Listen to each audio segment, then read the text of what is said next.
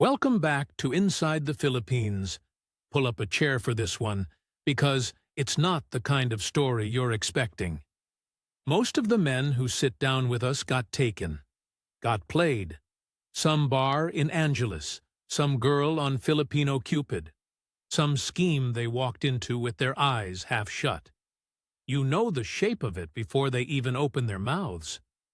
This isn't that. His name's Bud. 54 years old, from Paterson, New Jersey. 31 years carrying the mail on the same route, rain or shine. The kind of man who never missed a day and never asked for much. A widower. Not a fool, not a mark, not some lonely creep chasing something he had no business chasing. A decent man. Maybe one of the most decent men who's ever told us a story. And he still lost more than he ever thought he had to lose. That's what makes this one different. Because Bud will be the first to tell you nobody exactly lied to him. Nobody ran a con. There was no fake profile, no invented sob story, no other man hiding in the background. What happened to Bud is something quieter than a scam. And if you're planning to start over out here in 2026, it might be the thing you actually need to hear. I'm not going to tell you how it ends. I'm not going to tell you the number.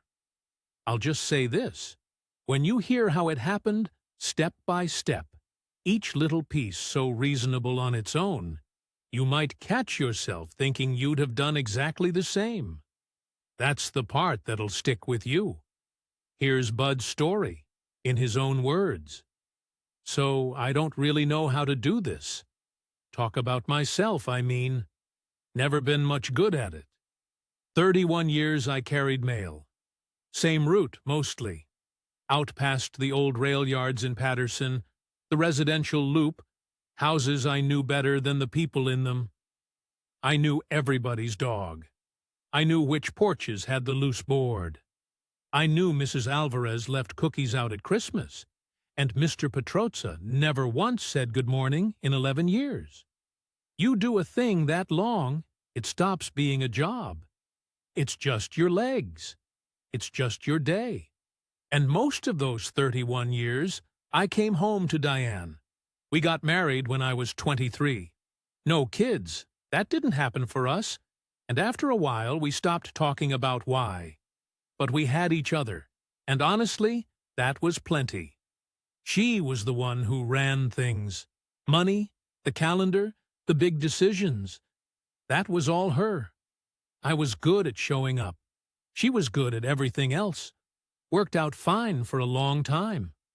Then she got sick. Ovarian cancer. And I'm not going to sit here and drag you through all of it, because if you've watched somebody go through it, you already know. And if you haven't, God bless you.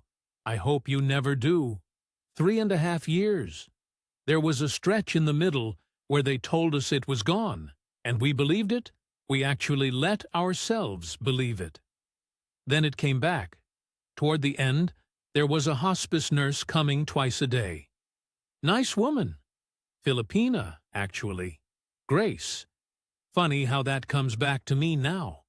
I worked the whole time. The whole time.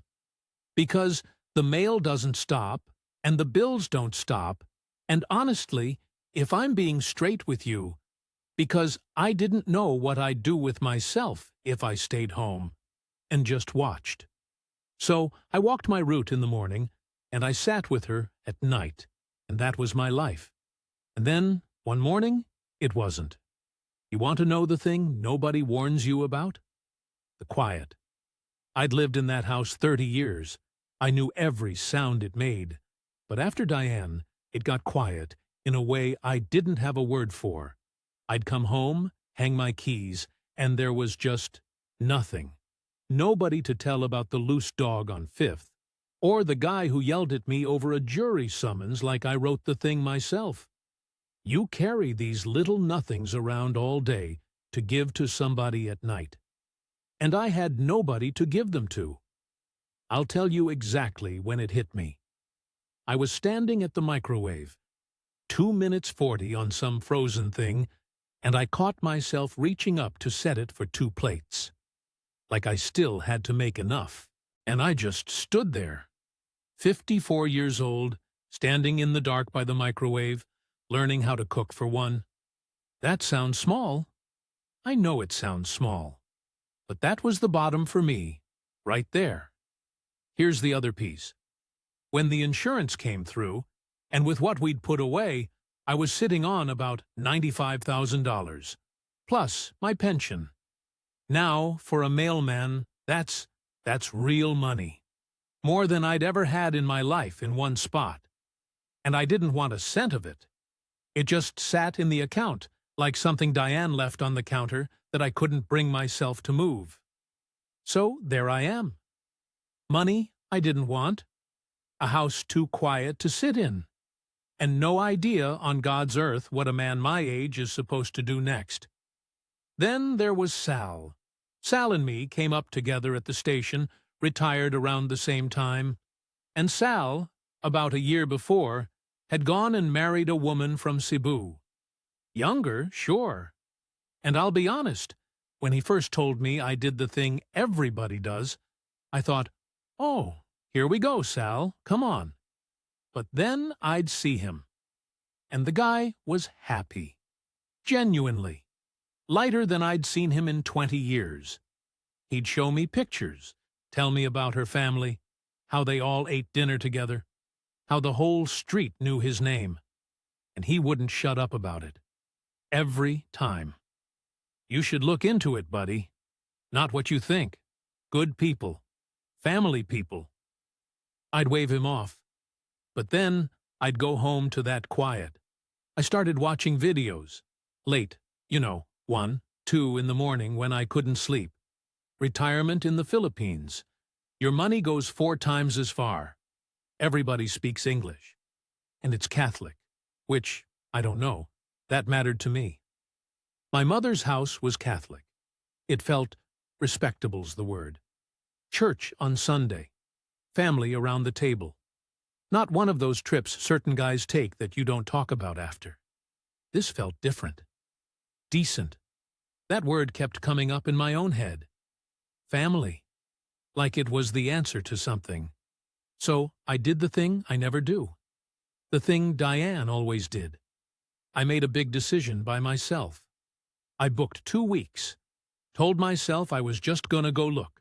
Just look. The flight nearly killed me before I ever got there. Newark to Manila, then a little propeller thing down to Dumaguete that bounced the whole way. 16 hours in the air, and I'm not a small guy, so I spent most of it with my knees up around my ears, sweating through my shirt before we even landed. And then the doors open in Manila, and it hits you. That wall of heat. Wet heat. Like somebody left a towel in the dryer and wrapped it around your face. I remember standing on the tarmac, just breathing it. Diesel and something sweet underneath. Cooking oil, maybe. And this green smell I didn't have a name for. My glasses fogged right up. Couldn't see a thing. Here's the thing I have to be honest about. I went in scared. All those videos I'd watched, half of them were warnings. Guys who lost everything, guys who got robbed, guys crying in their cars about some girl in Cebu, so part of me was braced for it, waiting for the hustle. The second somebody was nice to me, I figured, here it comes, here's the angle. But Dumaguete's not Manila. Sal told me that, and he was right. It's this little university town down in Negros Oriental, palm trees along the water. A boulevard where everybody walks in the evening when it cools off. Tricycles buzzing around like lawn mowers with a roof. Kids in uniforms. Old guys playing chess outside a sari-sari store. The little shops that are really just somebody's front window, with cigarettes and shampoo in little packets hanging up. Church bells in the morning.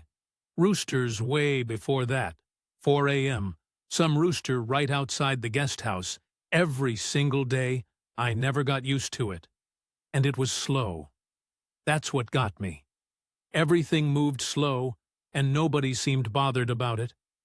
I'd spent 31 years beating the clock, every route timed, always behind, always pushing. And here, nobody was pushing anything.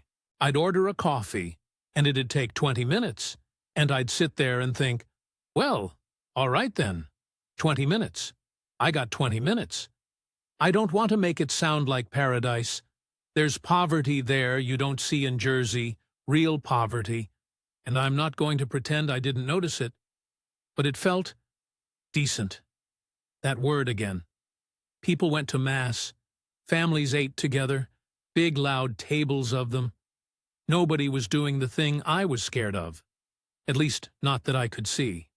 So it's my 4th day, maybe 5th, and it's the rainy season, which I did not properly understand before I booked. When it rains there, it doesn't mess around. Comes down like somebody upended a bucket. Streets turn into rivers in about 90 seconds. I was out walking near the Robinsons Mall, and it just opened up on me, and I ducked into the first door I could find, which was a Jollibee.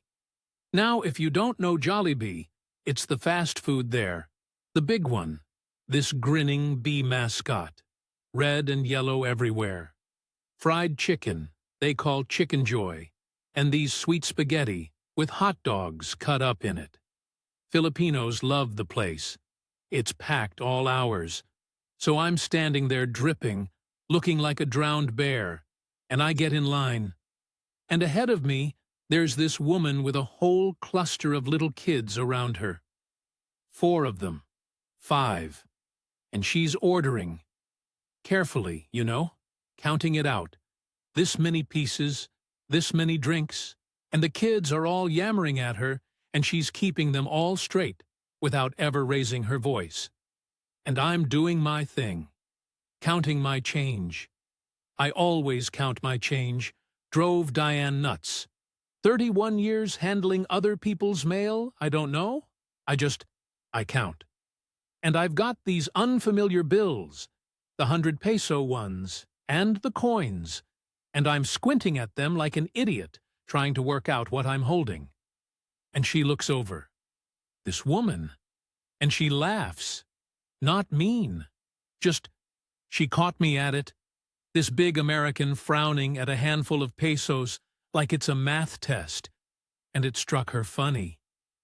You have enough, she says. Don't worry, it's cheap here. That was it. That was the whole thing. You have enough. Her name was Rosalie, 39, though I'd have guessed younger. Worked reception at a dental clinic in town. The kids weren't hers. They were her nieces and a nephew, her sister's kids, and she'd been minding them because the sister was working. She was the oldest of 6, she told me later, the one who looked after everybody. I didn't know yet what that meant, that it's a whole job, being the oldest, that it never ends. We ended up sharing a table because the place was full and the rain wasn't stopping.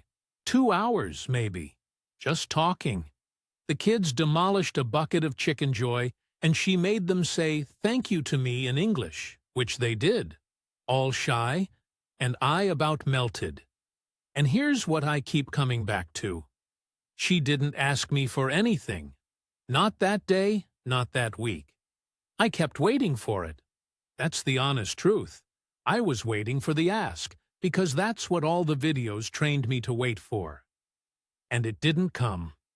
She wouldn't even let me pay for the kids' food. Tried to give me back the 100 pesos I put down, pressed it right into my hand. We saw each other 4 or 5 more times before I flew home.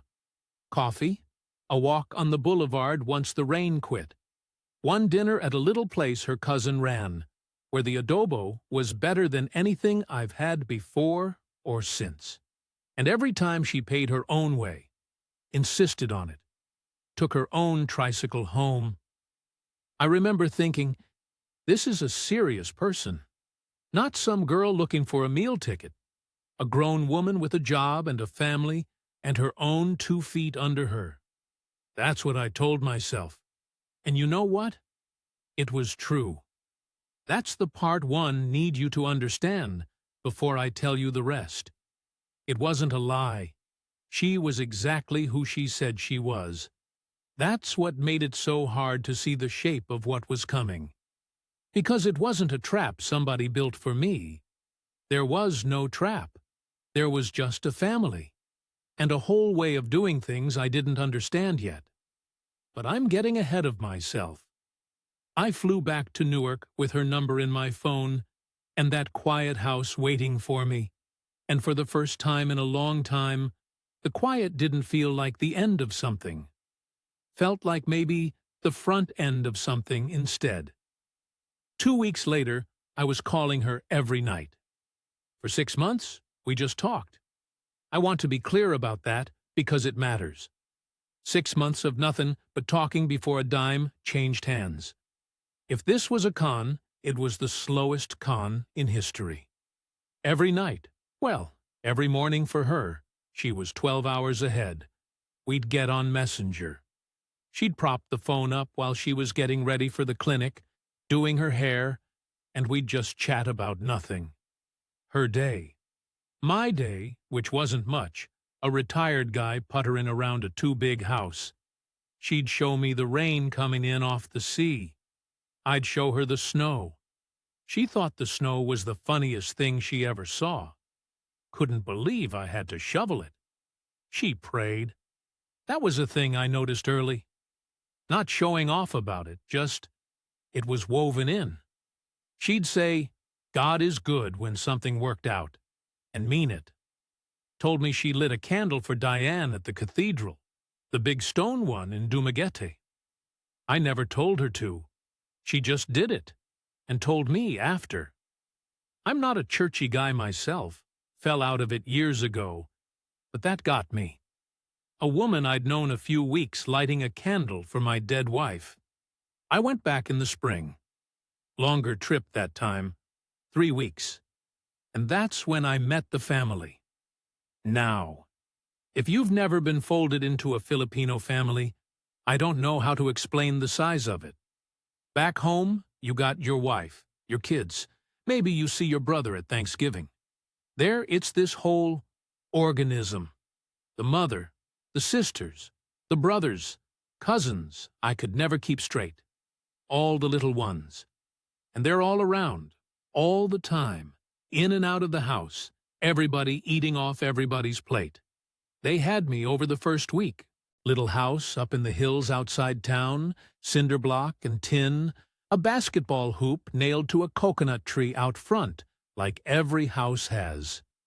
And the mother, Nanay they called her, tiny woman, couldn't speak much English, but she took one look at me and started spooning rice onto my plate like it was her job to fill me up. Sinigang that day, this sour tamarind soup, and lumpia. And I ate till I hurt, because you don't say no to Nanay. And there was a ceiling fan in the front room that didn't work. Wobbled and clicked and did nothing. And I'm a fix-it guy, always have been. So I got up on a chair and had a look. And it was just the capacitor, 10 peso part. And one had it spinning in 20 minutes. You'd have thought I hung the moon. The whole family. Oh, the fan. The fan works. Nanay patting my arm. And I felt useful. You understand? First time in longer than I could remember, somebody needed something and I could give it to them. That feeling. I chased that feeling right off a cliff. But I didn't know that yet. Here's where the money starts. And I want you to notice how small it was. I'm back in Jersey. It's maybe a month after that trip. And Rosalie's quiet on our call one night, not herself. Takes me a while to get it out of her. Turns out the dental clinic restructured. New owner, cut everybody's hours. Her pay dropped, and she was short. Not asking me for anything, just telling me, because I asked what was wrong. And I said, "How much are you short?" And she wouldn't say. Wouldn't. I had to push. Finally, she says maybe 18,000 pesos would get her through till things settled.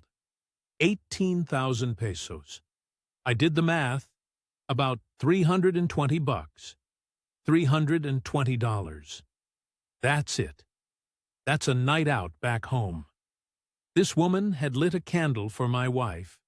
Her mother had fed me till I couldn't stand, and she needed 300 bucks and was too proud to ask. She actually said no when I offered. Twice. No, bud, I cannot. It's not why I tell you. I had to talk her into taking it. Set up a GCash, which is the phone money thing everybody uses over there, and sent it across. Took about a minute. And when it landed, she cried. Little bit. Said nobody had ever done something like that for her. Said I was an answer to prayer. An answer to prayer. Me, a retired mailman from Patterson. I'm going to be straight with you, because that's the whole point of me sitting here. That $320 felt better than almost anything I'd spent money on in my life. Better than any TV, any car. Because it did something. It fixed something for somebody who mattered to me. Same as the fan. That's the hook. That's the actual hook. And it's got nothing to do with getting scammed. The hook is, they let you be useful. They let you matter again. And for a man like me, a man whose whole life was being the reliable one, and who'd just spent 3 years watching the one person who needed him disappear, God, that was everything. I didn't understand yet what I was stepping into. This word they have, utang na loob, debt of gratitude. It runs deep over there, deeper than we've got a word for. You do something for family, and it binds you both ways, forever.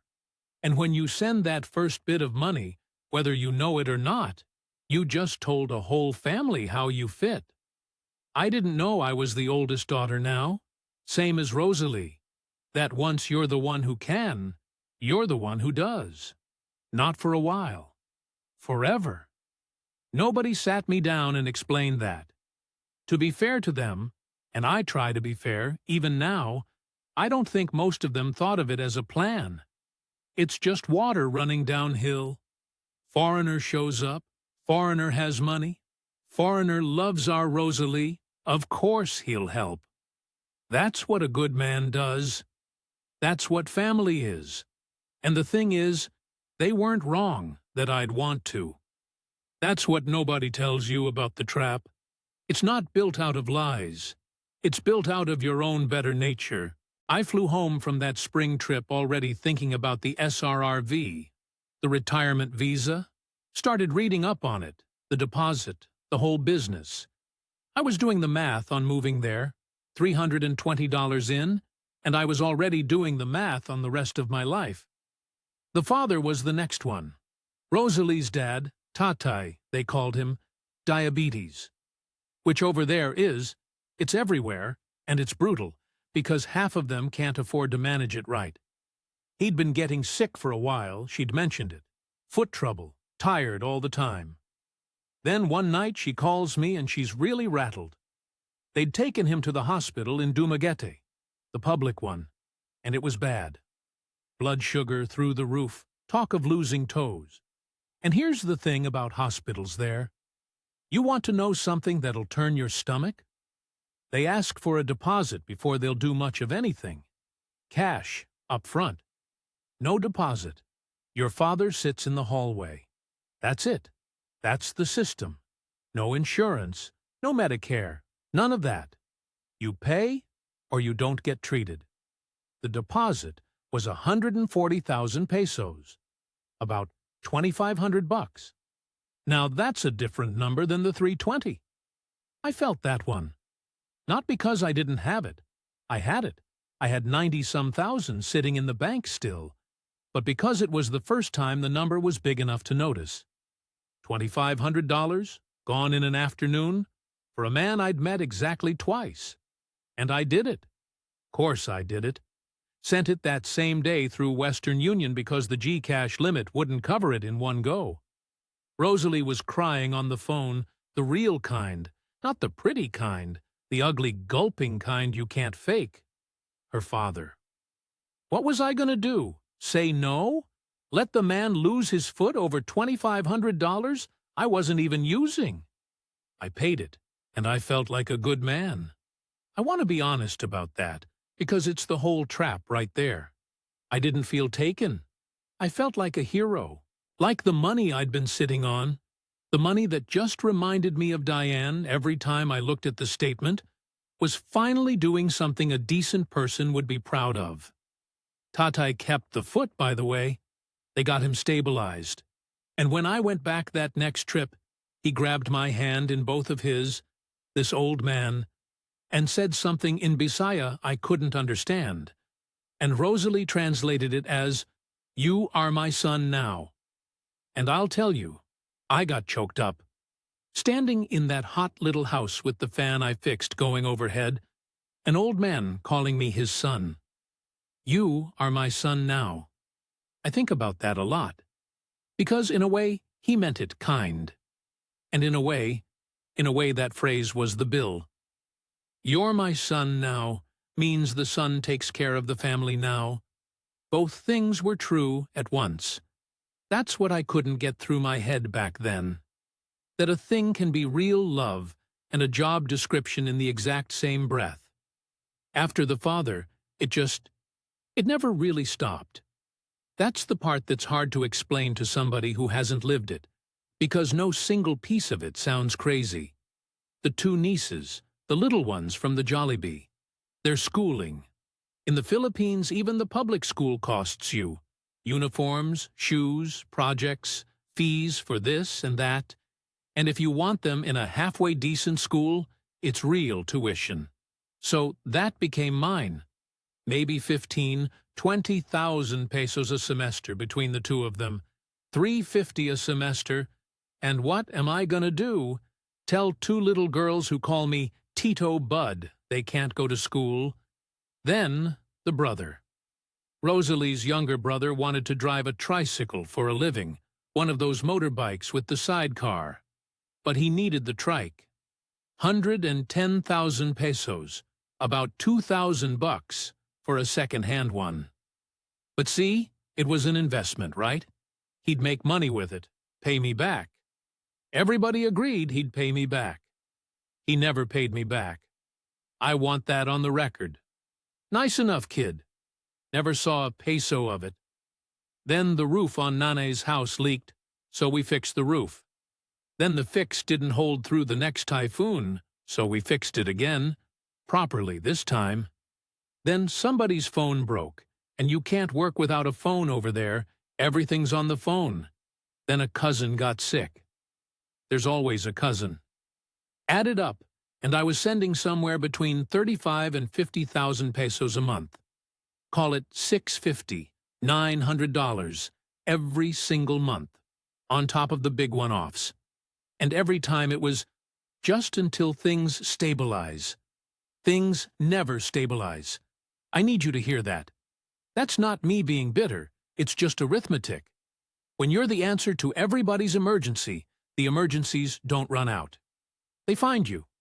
Because now there's a source. See? Now there's Tito Bud.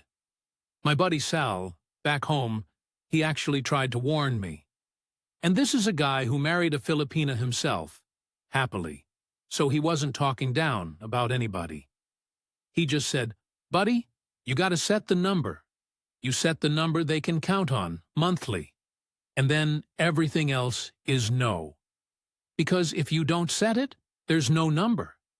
It's just everything. It's whatever they need, forever." And I said, yeah, Sal.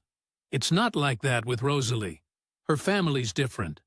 I actually said that. Her family's different. Every man who ever went down this road said those exact 3 words. I didn't set the number. That was my mistake, not theirs. I want to be fair. Nobody put a gun to my head. I could have said, here's 20,000 a month. That's what I can do. And held the line. They probably would have respected it, honestly. It's the guys who can't say no that get hollowed out. And I was a guy who could never say no in my whole life. 31 years I never said no to overtime. Never said no to a neighbor. never said no to Diane. Saying no wasn't in me. So there I was, sending a mailman's fortune across the ocean a piece at a time and telling myself I was building a family. And then Rosalie brought up the house. Not pushy. She never pushed. Just one night, soft, on the phone. Said, wouldn't it be nice? Somewhere of our own for when I retired there. Somewhere Nane and Tatai could grow old with us. A real house, concrete, not the tin. And God help me, I said yes before she even finished asking. The house was going to cost 2.5 million pesos, all in, about 45 grand. I sat at my kitchen table in Patterson with a calculator and did that math maybe 6 times. $45,000. Half of everything I had. Diane's money, my money, all of it in one big swing. But you know how I framed it to myself? I told myself it wasn't spending. It was building. A house is a house. It's a real thing you can stand in.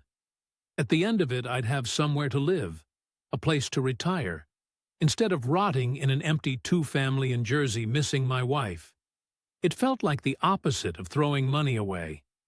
It felt like finally doing something with it. So we started. And that's where I ran smack into the thing every foreigner runs into, the thing the videos all try to tell you, and you don't really hear until it's your money. I can't own land. Legally. A foreigner cannot own land in the Philippines, full stop. Doesn't matter how much you pay for it. You can own a condo in a building, up to a point, but land, never. Not a square foot of it. So the lot the house was going on, which was a piece of Nane's property, up the hill from the family place, that was hers, stayed hers. And the house going up on it, well, legally that's hers too, because it's attached to her land. I looked into the workarounds. There's ways people do it. You can do a long lease, 50 years, get it notarized. You can set up a corporation, but a foreigner can only own 40% of it. So you're the minority owner of your own house, which is a joke. Or you just put it in her name and you trust her. I asked Rosalie about the lease idea. Just once. Careful, because I didn't want to sound like I didn't trust her. And she got this look. Hurt. Not angry. Worse than angry. Hurt. Said, Bud, we are going to be married. It is our house. Why do you need a paper?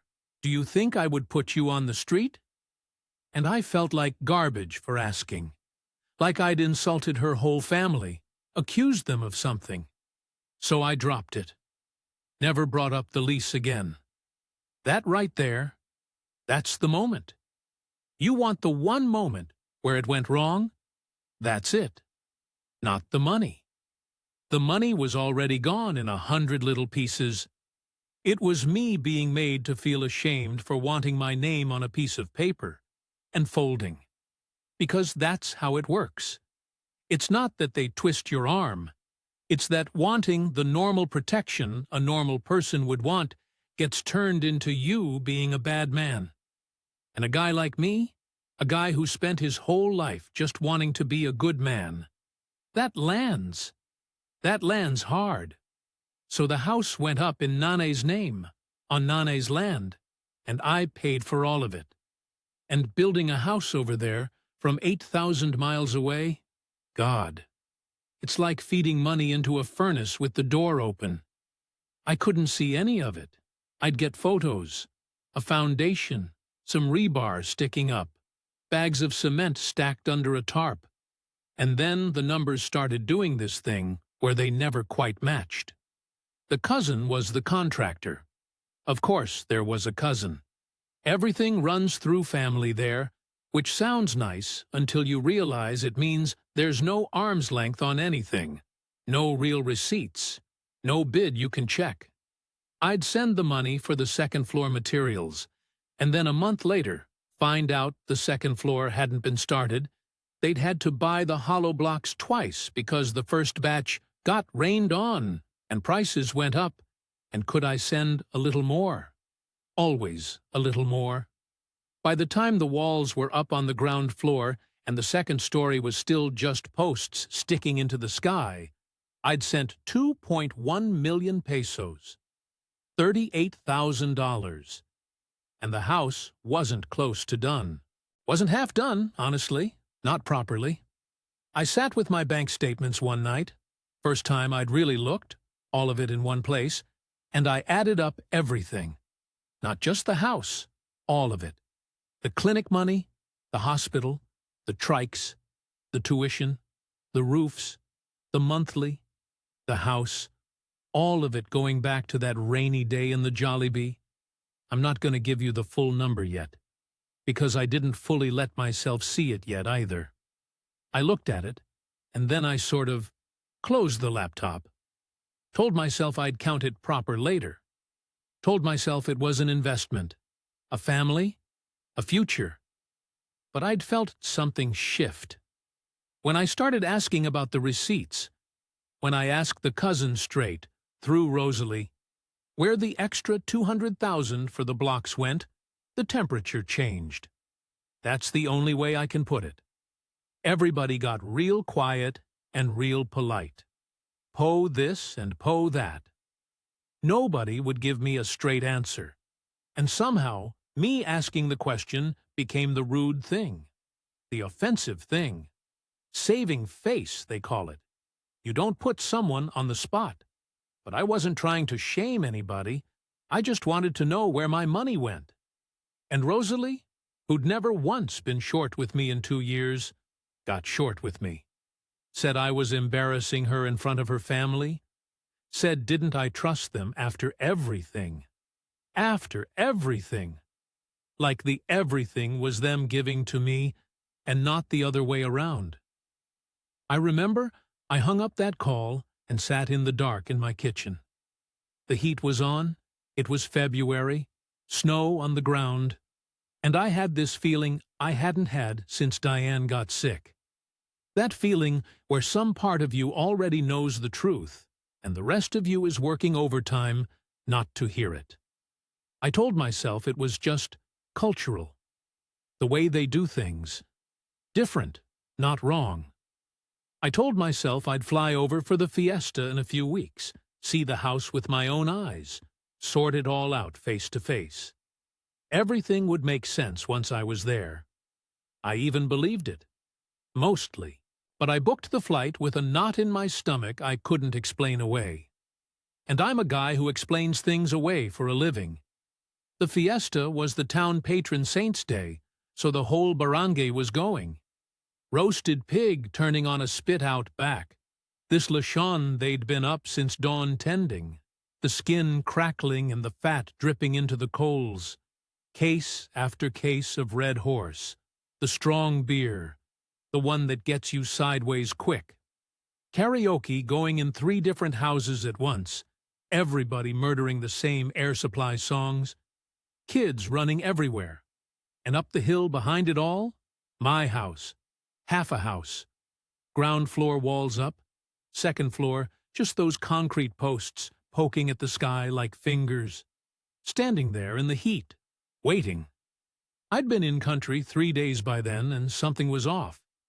Rosalie was attentive, sweet, but there was a busyness to it. Always somebody else to tend to. Always the family around, never just us. And when I brought up the house, the money, the receipts, real gentle, she'd smile and say we'd talk later. Later. We never got to later. So it's the fiesta, and I'm a few Red Horses in, sitting on a plastic stool by the lechon, and Rosalie's brother sits down next to me. Not the trike brother. The older one. The one who never much liked me, I could always tell. And he's drunk. Really drunk. And he's got that mean, loose look drunk men get when they're about to say the thing everybody's been not saying. And he goes, "You know, Bud, you are a good ATM." I thought I misheard him. Over the karaoke. I said what? ATM Tito, he says, and he laughs, this ugly little laugh. The family, we say it, Since the beginning, Tito ATM. Rosalie find the American, so now the family is okay. And he waved his beer at the half-built house up the hill like it proved something. And then he told me the rest. Not to hurt me, I don't even think. Just drunk and bitter and running his mouth. That they'd known from that first Jollibee day. That Rosalie coming home saying she met a nice Kano widower. The family already talking about what it would mean. That the plan, if you want to call it that, was never a plan exactly. It was just understood. The American would provide. That's what Americans are for. That's what I was for. Tito ATM. I didn't say anything. I remember that.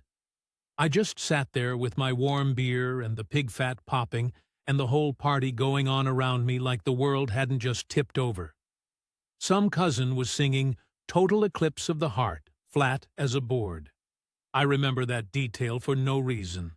I'll remember it till I die. I flew home 2 days early. Told them I had a thing with my knee, a doctor. Rosalie cried at the airport, real tears, and I couldn't even work out anymore if they were real, or the other kind, and that not knowing was almost worse than if I'd caught her in a flat-out lie. Back in Patterson, I finally did the thing I'd been putting off for 2 years. I sat down at the kitchen table with every bank statement, every Western Union receipt, every GCash screenshot, and I added it all up. Every last dollar, going back to that P18,000 for the clinic. $71,000. $71,000. In a little over 2 years. I sat there and looked at it, and I laughed, actually, this horrible little laugh, because it was almost all of it. Almost everything Diane and I had scraped together in a whole life. Almost everything the insurance paid out for her dying. Gone into a hill in Negros Oriental I'd never legally own a brick of. I called Rosalie, video, and I turned the laptop around so she could see the screen, the spreadsheet, the number. And I said, "Do you see this? Do you see what this is?" And here's the part one still can't sort out. She didn't deny it. Didn't get angry. Didn't blame me. Didn't do any of the things you brace for. She just looked at the number. And then she looked at me, and she started to cry. Quiet. And she said, "Bud, I do love you. I don't understand why you are angry. My family needed, and you helped. That is love. Why is that not also love? And the thing is, the thing that wrecks me still, I think she meant it. I think in her whole world, those two things were never separate. Loving me and needing me to provide were the same river. She wasn't lying when she said she loved me. And her brother wasn't lying when he called me the ATM. Both of those were true at the exact same time, in the exact same woman. And I'd spent 2 years and 71 grand not understanding that you could have both. I asked her the only thing that mattered. I said, "If I stop, if the money stops tomorrow, are you still marrying me? Are you still coming to the States with me? Are we still us?" And she didn't answer. She just cried harder. And that not answering was the answer, wasn't it? I said, "The house. My name on nothing. 2.1 million pesos of my money, 38 grand. And legally, I own not one nail of it." She said her mother would never put me out. Said it like it settled things. I said, "Rosalie, your mother's 71. What happens when she's gone? Whose house is it then?" And she didn't have an answer for that either. Because there wasn't one. There was never going to be one. It was her land, her mother's land, and I was a man who'd built a house on somebody else's ground and called it a future. I didn't scream. I want you to know that. I'm not a screamer. I just said okay. Just okay. And I closed the laptop. And I sat in that quiet kitchen. The same quiet kitchen where 2 years before I couldn't stand the silence, and I realized I'd spent $71,000 trying to fill it. And here it was, quiet as ever. Quieter, maybe, because now I'd lost Diane's money on top of Diane. So where does that leave a guy? You want the tally, the honest one. Here it is.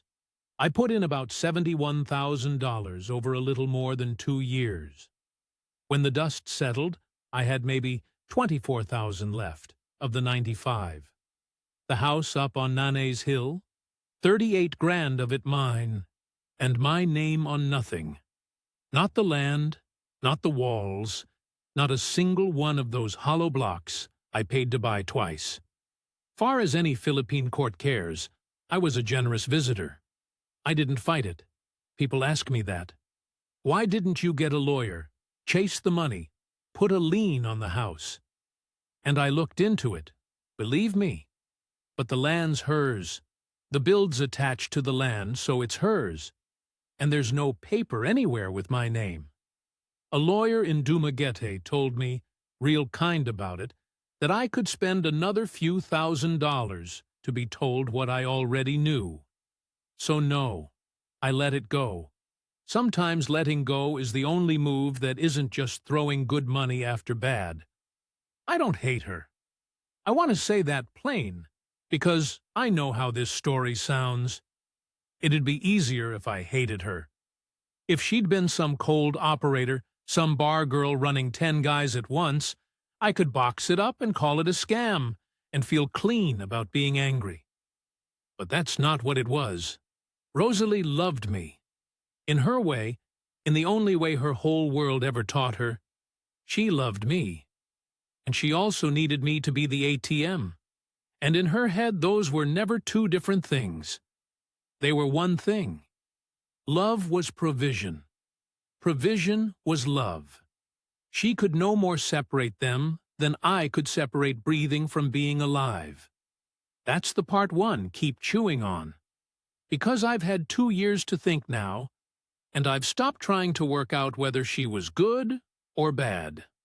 That's the wrong question. She was a poor woman, the oldest of 6, carrying a whole family on her back since she was a girl. And one rainy day, a big, soft American walks into a Jollibee who can make all of it easier. Of course, she loved me. Wouldn't you love the person who made the weight lighter? And of course, the family saw an ATM.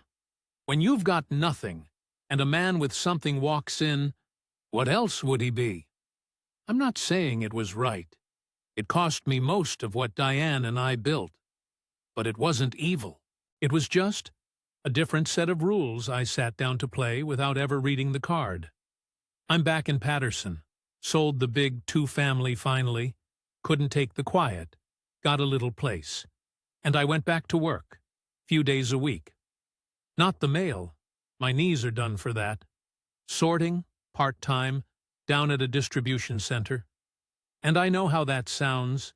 60 next year and back on the clock after losing a nest egg. But I'll tell you something. It's good to have somewhere to be. It's good to be a little bit tired at the end of a day. That quiet I ran from, the one that sent me halfway round the world? Turns out the answer to it was never Rosalie. It was just having a reason to get up. Rosalie and me, we still message. Now and then. I know. She sends me a happy birthday. Tells me Tatay's doing okay on his sugar. I don't send money. That stopped the day I closed that laptop. And you know what? Once the money stopped, the messages got fewer, slower, and I can't even be bitter about that either, because that's just the current running the way it always ran. But there's a piece of me that thinks she does miss me. The actual me. The guy who fixed the fan. Both things true. Always both things. If you take one thing from an old mailman, take this. Don't go over there to be loved. That's the mistake. Not the country, not the women, not the culture. The mistake is going to a poor place with a full wallet and an empty chest, thinking you're going to get filled up. Because they will love you, some of them, real love even. But if you're the man with the money in a family that has none, you will also always be the man with the money, both, forever. And if you can't live with being both, if you need it to be pure, one clean thing, you're gonna get your heart broke, and your bank account emptied at the exact same time. And you won't even be able to point at a villain when it's done. Set the number. If you go, set the number and hold it. Get the lease, get the paper, and if wanting the paper makes you the bad guy, walk. A person who really wants to build a life with you won't make you ashamed for protecting yourself. Sal told me that in so many words 2 years and 70 grand ago. And I said her family's different. They're never different. And neither are you. That's it. That's my whole expensive education, and you just got it for free. Take care of yourselves out there. That's Bud. And I don't know about you, but I don't think I'll forget him for a while. Here's what I want you to sit with, before you close this one out. Bud didn't lose that money because he was stupid. He lost it because he was kind and lonely. And he walked into a place where kindness and money look like the same thing from both sides of the table. Utang na loob, that debt of gratitude, that pull of family. It's real. It's not a scam some people cooked up to fleece foreigners. It's how tens of millions of people survive, hold each other up, get through. The tragedy isn't that Rosalie's family were villains. The tragedy is that Bud walked into somebody else's rules and mistook them for his own. And by the time he understood the difference, the money was a house on a hill he'll never sleep in. So if you're watching this in 2026 with a plane ticket in your cart and a hole in your life you're hoping a beach and a smile will fill, hear the man. Go for the right reasons or don't go. Set your boundaries before you land, not after. Keep your name on your paper. And understand that being loved and being the provider can be the very same thing in a place like that. And if that's not something you can make peace with, then no amount of sunshine is going to save you. That's all we've got for today. If Bud's story moved you, or if you've lived some version of it yourself, leave it in the comments. Somebody down there needs to read it tonight. Take care of each other, and I'll see you next time, here on Inside the Philippines.